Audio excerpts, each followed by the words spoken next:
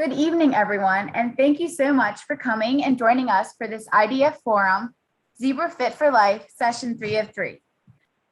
Before we begin, a quick disclaimer that the information presented during this event is not medical advice, nor is it intended to be a substitute for medical advice, diagnosis, or treatment. Always seek the advice of a physician or other qualified health provider with questions concerning a medical condition or before starting an exercise program. On behalf of the Immunodeficiency Foundation, welcome. Whether this is the first time you've attended an IDF forum or if you have joined us before, we are honored to have you with us tonight. IDF's mission is to improve the diagnosis, treatment, and quality of life of people affected by primary immunodeficiency through fostering a community empowered by advocacy, education, and research. This means that we are committed to serving you and providing you with the tools and resources needed to be your own best advocate and a champion for the PI community.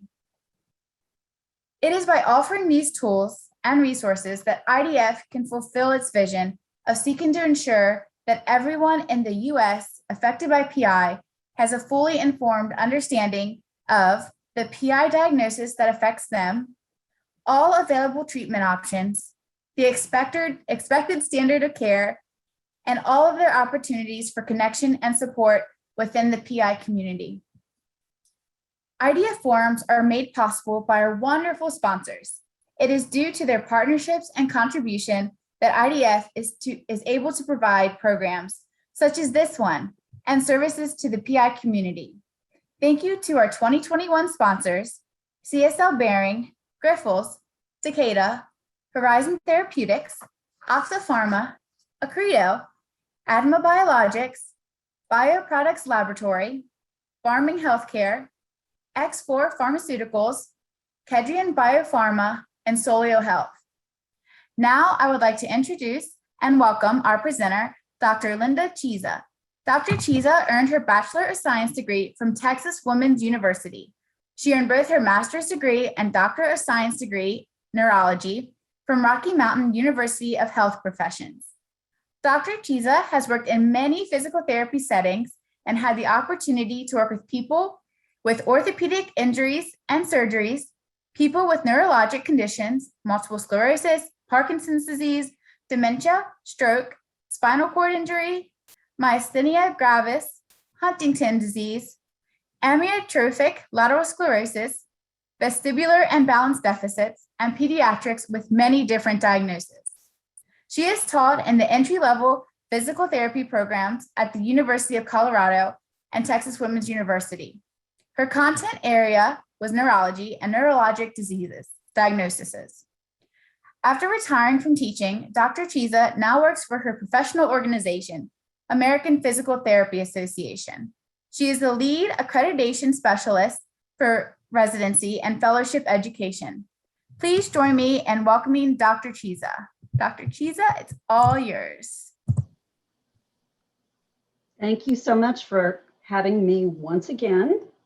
As I was introduced, I'm Linda Chiza, and tonight I will not be showing you adaptive yoga, but we do have somebody here who is very qualified to take you through an adaptive yoga class, and I'm very excited about that.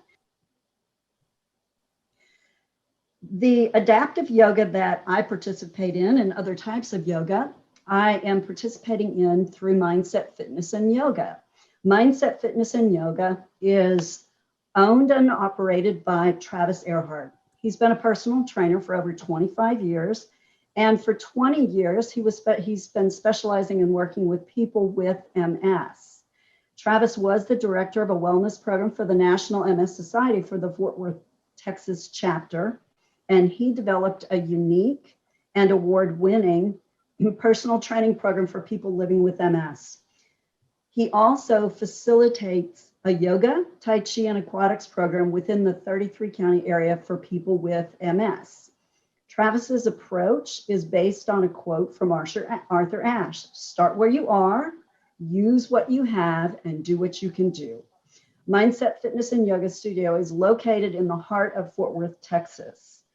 Travis's story started when he was on vacation In California, he visited a gym that specialized in special exercise services for people with MS. He was already a personal trainer working in Austin, Texas. He was so impressed with what he observed that he moved to California to learn more about the combination of mindful exercise, adaptive exercise, and the medical condition of MS.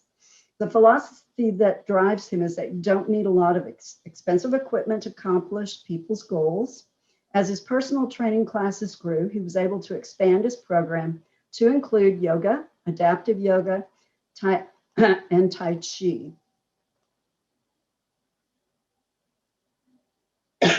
You can learn more about mindset, fitness, and yoga by going to their website, and I've included the website in the handout that you will be sent.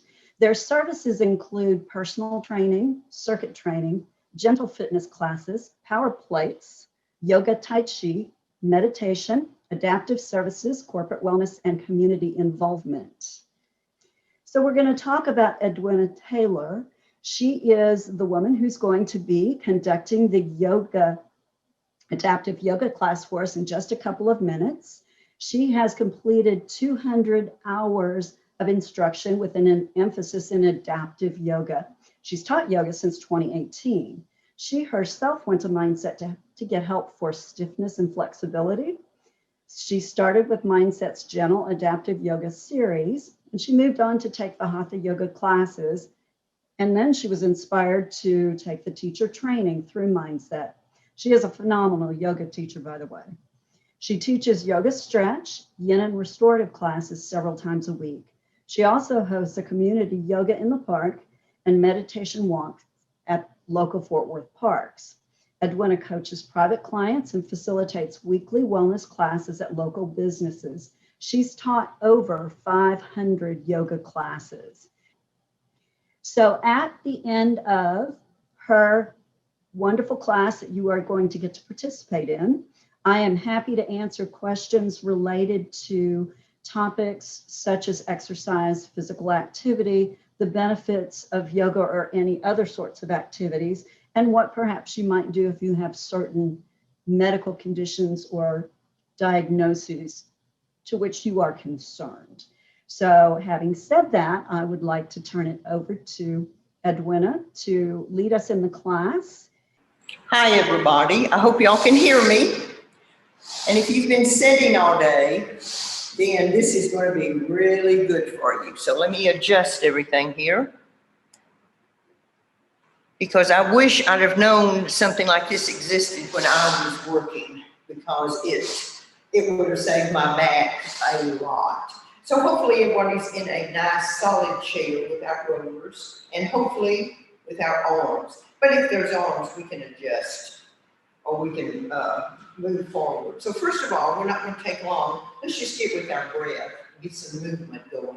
So drop your hands to the floor, raise your arms up, let your gaze go with your hands. Inhale and exhale as your hands go down, your gaze goes down. Let's inhale up and exhale down. One more time, inhale up and exhale down.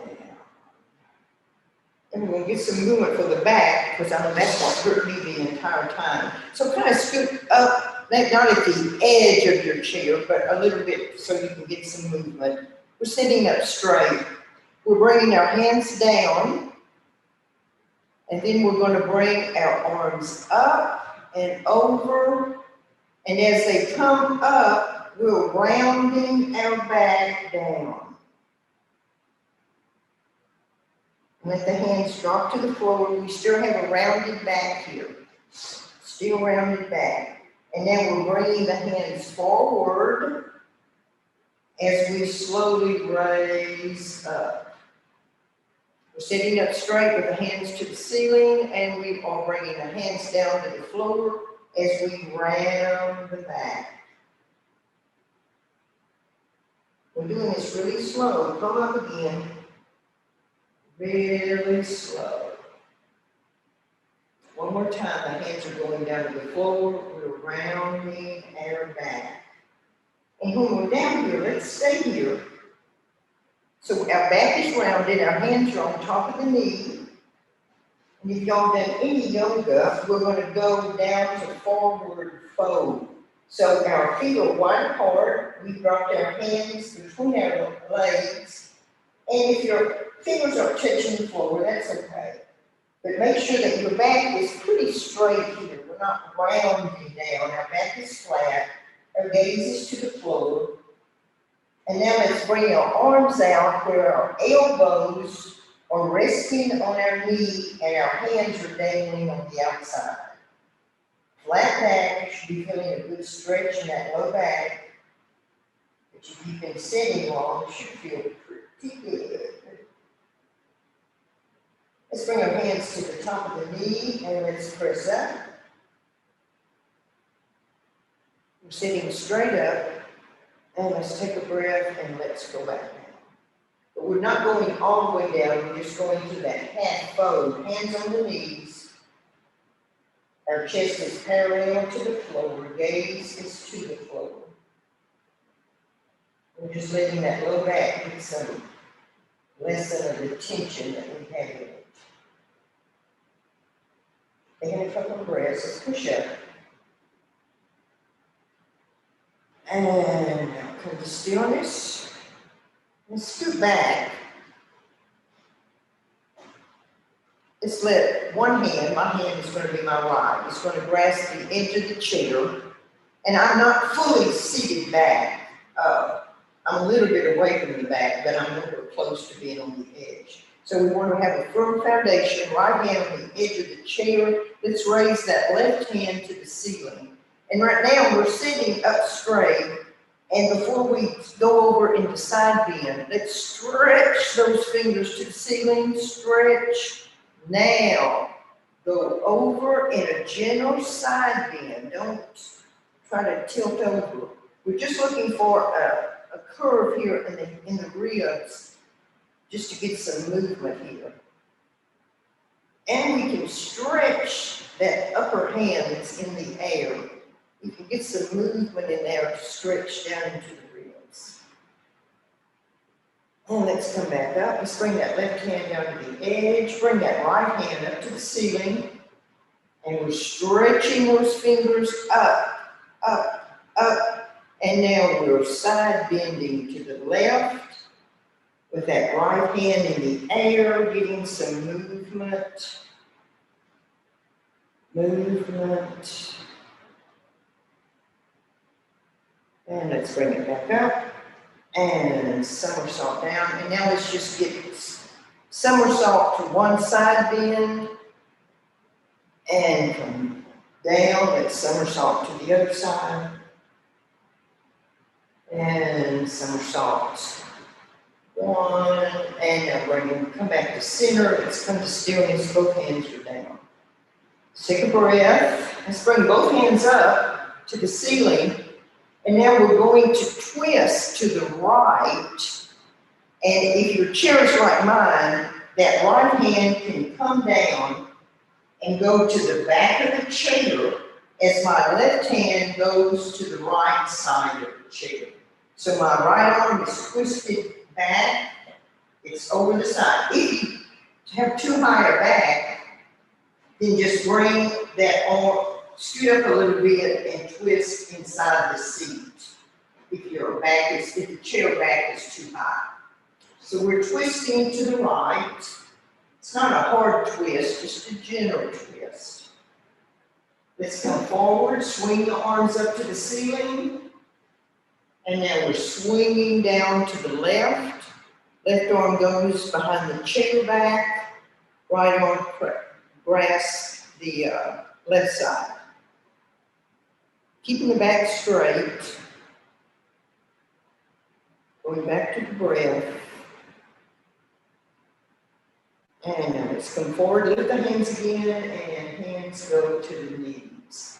Scoot forward just a tad. And hopefully your feet can be on the floor.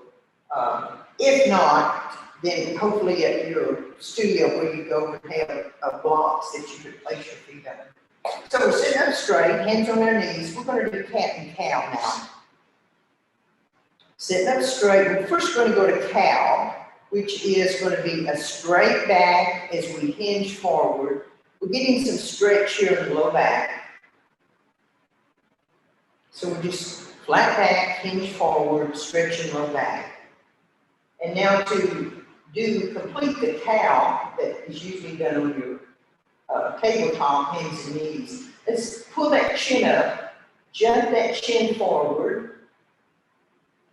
Relax the back, even though it's straight, you can relax it as you lower, flat back, straight back.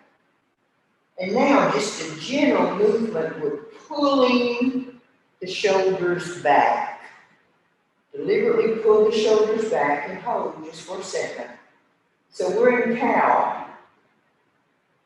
Slow breaths, deep breaths, even breaths. Push your hands down on the knees, come up, and pretty much as soon as you're fairly upright, let's round that back. Oh, that was good. Round that back. And your chin is dropping to your chest. Your hands are on your knees, round the back, and you're rounding pretty good. You can even kind of lean back if you have that much room in the chair. And now we're going to activate the shoulders and round the shoulders in. So you should be feeling a pretty good stretch the top of the shoulder as you round those shoulders in. Round the back, chin to chest, round the shoulders in. We're in cat. We're in cat. Oh, let's come up. Once again, flatten the back, hinge from the back, hinge forward. Jet the chin out, bring the shoulders back, we're in cow. Press down on the hands, come back. Round the back, chin to chest. And now round, pull the shoulders in. Pull the shoulders in. And let's slowly come back. For some more upper shoulder, let's bring our arms up in the goddess, or go pose. And we'll, keeping those upper arms parallel to the floor, bring those arms back. You're trying to get those shoulder blades touching. Bring the arms back. Okay, bring those arms back. We're moving the hands, palms together, elbows together, keeping the upper arms parallel. Keeping the upper arms parallel. And the longer you hold this, which we're not going to do right now, but the longer you hold this, you can feel that muscle releasing in your upper back. Let's open again, open wide, pull the shoulders back. And together, palms, elbows, upper arms parallel with the floor.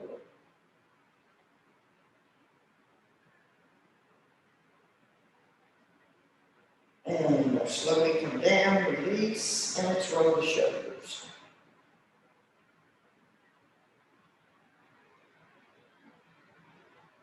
Okay, let's bring our arms up. We're sitting up straight, arms are out front, arms are parallel with the floor. We're going to do a little bit more rounded back.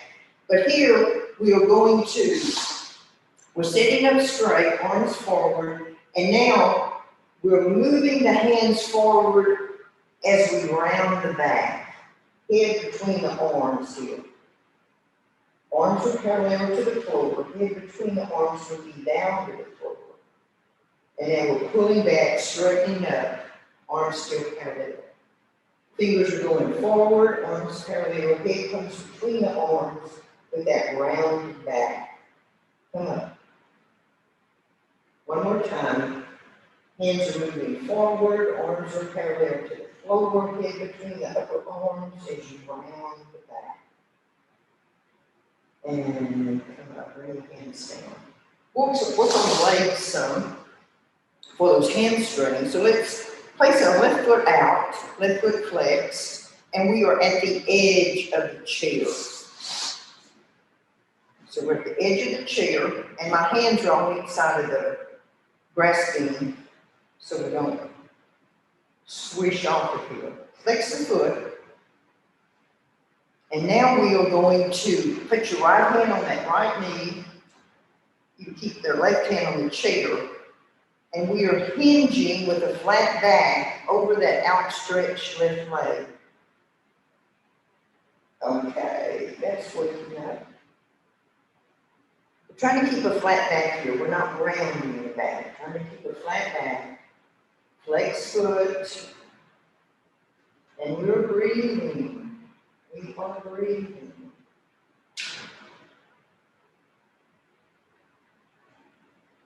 Slowly come up.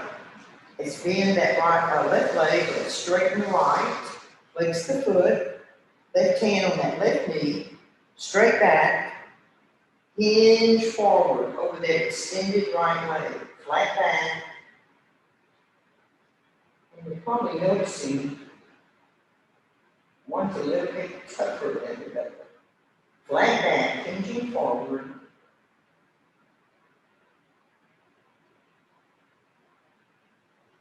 And come up. Let's scoot a little bit back, not totally back. We're going to do some more going down. So let's bring our knees apart, sitting up straight. We're going into that forward fold again. Our knees are wide. We're hinging forward, flat back. If you can, bring both hands on the floor between the feet. So we're in forward fold.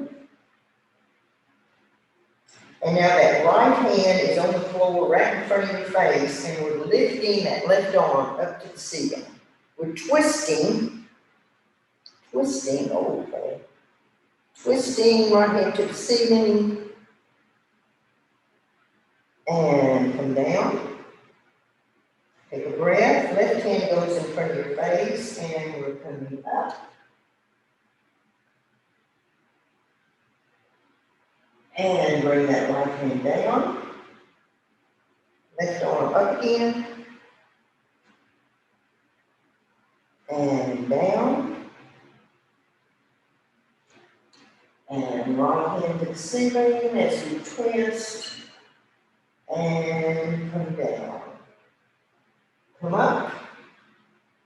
Our last few poses are going to be in warrior. Because most people think that there is no way you could do any kind of real yoga in a chair. That's what we're going to do. So we're sitting, and once again, hopefully you don't have any arms. Because if you do, you're just going to have to come out to the edge, and you really don't get the full effect of warrior 1 or 2 like this. So we're sitting in the chair. We're going to bring that left leg over to the side. And hopefully you're not wearing a straight skirt. Because if you're in that, then sorry. So we're taking the left leg over to the side. We're dropping the right leg down, and we're extending it back. So I'm sitting sideways in the chair. My gaze is to the side, my chest is to the side. So our left leg is extended back, bent, left leg resting on the chair. We're bringing both hands up. We're facing forward from that left knee, left knee, left knee. Warrior 1. We're going to drop that right hand back, bring the chest forward. Warrior 2. And we're going to reverse warrior. Drop your back right hand down to that back right calf or knee. Raise that left hand up over the ceiling. Let your gaze go with it. Reverse warrior. And then we're moving the left hand from the ceiling back down. It's going to come on the inside of that left knee. Bring your right hand up to the ceiling. And come back up. Warrior 2, gazes forward over that extended left hand. Let's go to warrior 1. Bring that right hand up, facing forward over the left knee. And come down. Seat forward again. And that extended back leg might need some more movement in a chair. So I'm bringing my right knee to the side. I'm extending that left leg back. My chest is forward over that forward left or right knee. Bringing the hands up, warrior one.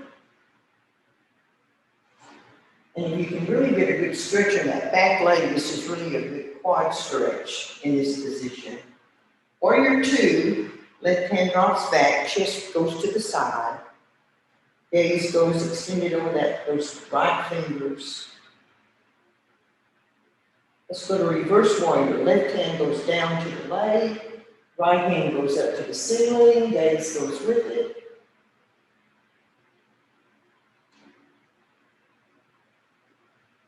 And then we're coming down, right hand comes down, inside of the right leg, to the floor.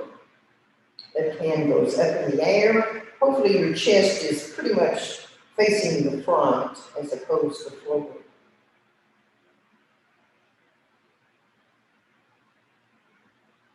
And we're coming back up to two.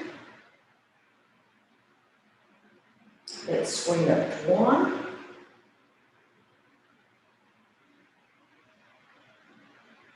And bring your hands down. Slowly come forward.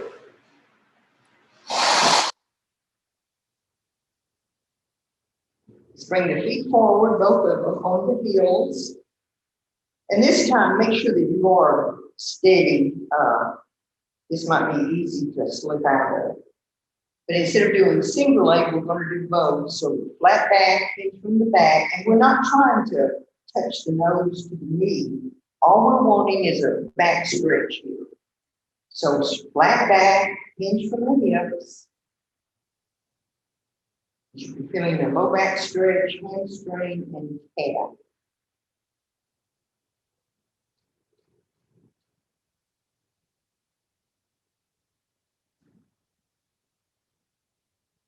Slowly come back up. Bend your knees, slide back in your chair. And one of our final poses will be we're taking the arms out. And now pull those hands back just a little bit for another chest opener. Pull back, pull back, pull back. Gazes forward. And then we're hugging ourselves. Hopefully elbows are on top of each other. Make sure you remember which elbow, which one's on top. And now we're dropping the elbows to the chest, dropping the chin to the chest, sitting up straight, feeling a good stretch in the back of the neck. Let's lift the elbows, let's lift the gaze to the ceiling.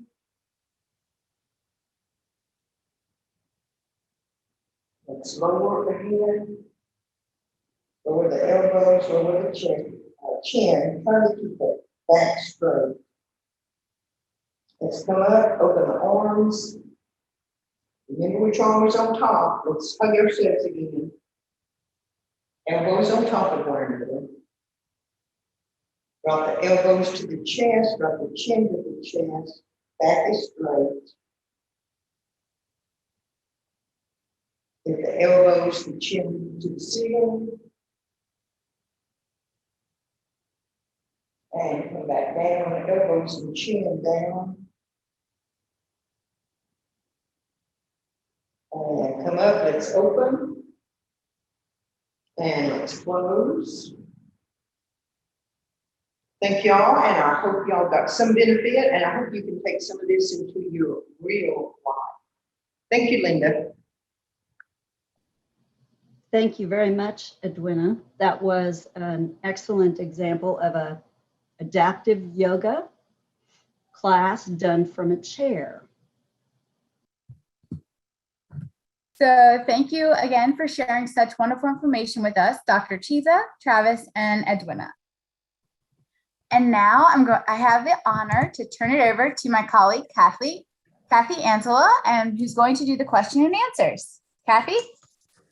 Thank you, Angela. And we have lots of thank yous coming into the chat to Edwina for the great exercises she taught us tonight, and also to Linda for tonight and for the other sessions you have provided for us. And one of the comments says, I've been sharing these sessions and slides with my physical therapist. He is thrilled to see them. I also take Tai Chi outdoors from my local YMCA. They have just offered free memberships to women, and they offer Tai Chi classes in the water. Wow. Oh my gosh. So anyway, lots of very positive comments and some questions. Some questions were submitted before this evening, and we've gotten some questions in during tonight's program. So the first question, Linda, are there exercises that can be done on a bed? That's a really good question. And there are a lot of exercises that can be done on a bed in various positions, lying on your back, lying on your side, with your knees bent, with your knees straight. So there are quite a few different types of exercises, from stretches to breathing exercises to strengthening exercises. If somebody really needs exercises at that level, I would like to encourage you to ask your doctor for a referral to a physical therapist, and have him or her develop for you, just starting off a very simple, basic exercise program for you to start doing in your bed. It should not consist of any more than 8 exercises total, but I would prefer to see you start with maybe 4 to 6 exercises. So yes, there are a lot of things that you can do in your bed. Thank you. Next question. For someone who has knee injuries and can't get onto the floor, are there other exercises that can be done in place of exercises like the cat and the camel? Yeah, well, Edwina tonight showed us an example of doing the cat and the camel in the chair. And that's a very effective way to move your back, to stretch your back, and to wake up and activate those muscles. So there are quite a few different techniques that you can do in the chair or on your bed that will do the same, have the same results as getting on your hands and knees on the floor. So, excuse me. So Edwina gave us several examples tonight of doing the cat and the camel seated in the chair in various levels of positions in the chair. In addition to CVID, I have hip and low back problems. Would you indicate any of these exercises that may not be good for hip and low back problems? For when you're dealing with hip and low back problems, and I've got both of those, you don't want to do highly compressive exercises. So no jogging, no getting on the stair climber, just no aggressive exercises on your legs and your feet. Yoga is a great exercise format to do when you've got problems with your hip and your hips and your back. One of the reasons yoga is so good is because a really good yoga teacher is going to say, okay, I want you to do this, as Edwina did, and I want you to go to here unless you feel something. And if it doesn't feel good, then you back up. You modify it for your body until your body can gradually get to where you can do more. So, excuse me. So yoga is a great format of exercise. So is Tai Chi. Tai Chi is great for balance, movement, and strengthening. And mindset, fitness and yoga also offers virtual Tai Chi classes, and Edwina teaches the virtual Tai Chi. And that's a great format too for strengthening flexibility, balance, and movement for both your back and your hip. And it's a lot easier than going to a gym and pounding out weights or even using some of their equipment. So now, what exercises are good for low back pain? Exercises that are good for low back pain should always include stretching. First of all, the low back has muscles that are attached from above, from the spine above, from the hips from below, and then the abdominal muscles are the front of the trunk. And often because of our jobs and what we do throughout the day, we sit a lot. So our muscles get tight, especially our hamstrings and our quads, the muscles of our legs, the muscles of our low back, and even the muscles in the anterior aspect of the trunk can get tight. So one key component to a good back exercise program would be stretching your back, your legs, your hips, and even your anterior trunk muscles. Another aspect for a back program is going to involve strengthening the hips, strengthening the abdominal muscles, and strengthening the low back. That again doesn't mean that you're going to be doing anything with massive amounts of weights that you're holding in your hand or even weighted equipment. You can do a lot of activities for strengthening all areas that support your back at home with minimal weights or no weights, using a chair or just moving your body through different planes. And again, a physical therapist or a well-educated personal trainer, one who is used to working with people who walk in, who are zebras, like we're all zebras, who come in carrying, like I like to say, with a backpack full of things that we have to deal with every day. So a really good personal trainer and or a physical therapist are great resources to use to help develop a specific exercise program for you. And that's what often is called for in the beginning. What if you have vertigo or vestibular dizziness issues and you can't bend your head down toward the ground? What should you do? That is my subspecialization. I am a vestibular rehab specialist.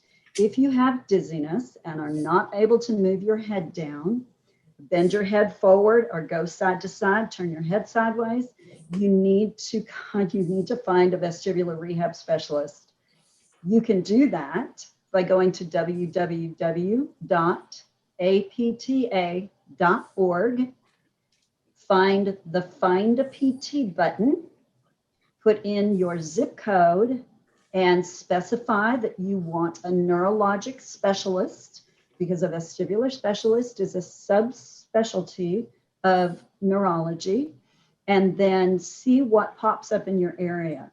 Then you can call and just ask for a consultation to see if they would be able to work with you, and then to find out whether or not you need a referral from your physician. Some states are direct access, meaning that an individual can call the physical therapist and tell them, this is my problem. The PT can see them for a month and without having to have a physician's referral. In the state of Texas, we only have limited direct access, so I couldn't do that with the people that I saw. So they would always have to get a physician's referral. But I often had people contact me by phone, share with me what their issues were, and then I would tell them, yes, I can work with you. I need for you to get a PT referral, and I'm happy to see you. And I would even describe basically what I was going to do in the physical therapy treatment. So that is an area that is very amenable to physical therapy. And there are quite a few vestibular rehab subspecialists across the country, probably several in every state. How do you teach someone who has hypermobility in joints the safe endpoint to prevent going into hyperextension and creating more pain and injury when they don't have good joint awareness? That's a really good question, and that's a really challenging situation. The situation is addressed by strengthening the muscles around the joint so that the person doesn't have to rely on the joint integrity itself for stability. If the muscles around the joint, let's say the knees or the hip, and I'm hyper flexible in my hips, if those muscles are not strong, then what we have a tendency to do is to lean into the joint and just allow the joint to hold us up against gravity. So one of the key components to that sort of an exercise program is general basic strengthening around the joint, and then helping the person to learn how to move within a safe range of motion, not going to the full end range of their overextensible joints. And then practicing that over and over throughout the day during different tasks so that they can then achieve stability without putting their joints at risk for further damage. So that's a really great question, and that is a really challenging situation to have, but it is, again, something that is amenable, and I would recommend a physical therapist for that because that's somewhat specialized. Doesn't need to be a neurologic specialist. It can be an orthopedic specialist or an orthopedic physical therapist. How do you find an OT that does outpatient neuro? That's a really good question. And I recently searched the OT website. The OT organization is the American Occupational Therapy Association. So it's the AOTA. And if you either put in occupational therapy in a Google search or put American Occupational Therapy Association into a Google search, you can find information about occupational therapy.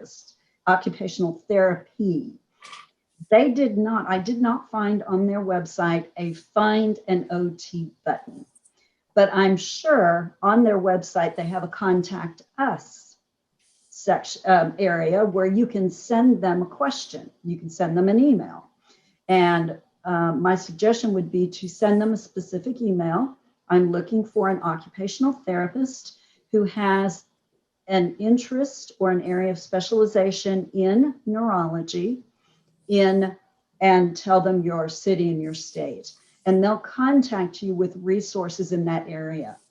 Another good place to start your search is to go to a bigger hospital system, an outpatient clinic. Call them, find out if they have occupational therapy services in their rehab department. If they do, speak to the occupational therapy department and ask them how best to find an outpatient occupational therapist who has a vested interest in treating people with neurologic difficulties. What's the best type of exercise for those of us suffering from lung disease, such as bronchiectasis, in order to improve lung capacity? That's a really good question. And I don't know if you guys have heard me struggling and coughing tonight. I have bronchiectasis. I have chronic lung disease and moderate to severe asthma. I do, though, also have excellent pulmonary function tests. My pulmonary function tests are 125% above normal for somebody my age. And I attribute that to the fact that I am physically active. One of the best activities I can suggest is walking. I walk my dogs every day, regardless of how I'm feeling. The only times I don't walk my dogs is if I have the flu or a severe illness where my temperature goes above 101.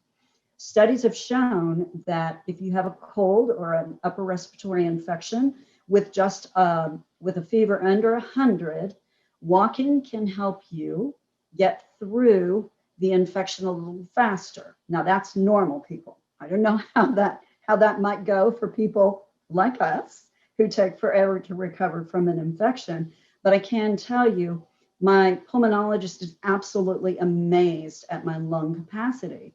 She said, I don't understand anybody who has the disease that you have who does as well with pulmonary function test. Consequently, though, it puts me in a situation where when I am sick and I'm asking for help, they look at my pulmonary function test and say, yeah, but your lungs are doing great. So, but my answer to that is I walk all the time. And I love walking in the rain in the summer. One of my dogs does, the other one of my dogs does not. Don't enjoy walking in the rain in the winter, so I don't do it. But walking is the best thing you can do. You don't have to start off walking every single day trying to achieve to walk a mile. In the second session, I believe, no, the first session for the Zebras Fit for Life, I talked about starting off gradually with your walking program and building up to the point to which you are comfortable. If that's a 15-minute walk, that's great. If it's a 30-minute walk, that's great. You need to do what your body tolerates doing. But walking is one of the best exercises that you can do. If you can only do one thing a day, do that. Linda, I cannot do enough for the raising your hand several weeks ago and saying, guess what? I am a physical therapist and I would love to share some activities with the PI community. And I cannot wait to send over the evaluation results to you because you have rave reviews. You have helped so many people and you're amazing. And tonight, I would also like to thank Travis and Edwina for volunteering their time to be here with us. Travis is hidden behind the scenes, but he's here supporting Edwina and Linda. And Edwina, oh my goodness, I am so impressed and I need to get my act together and start moving. But there are not enough words, not enough thank yous. And here again, there's another comment. Thank you, Linda, for your sharing of great exercises to do over the 3 meetings. And thank you, Edwina, for your yoga session tonight. So at this point in time, I will turn things back over to my colleague, Angela.